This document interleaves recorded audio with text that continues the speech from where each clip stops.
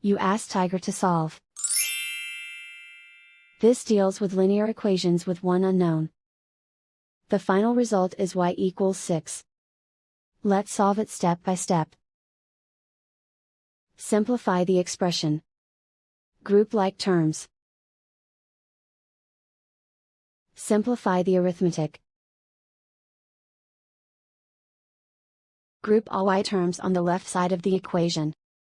Subtract 4y from both sides. Group like terms. Simplify the arithmetic. Group like terms. Simplify the arithmetic. Group all constants on the right side of the equation. Subtract 75 from both sides. Simplify the arithmetic.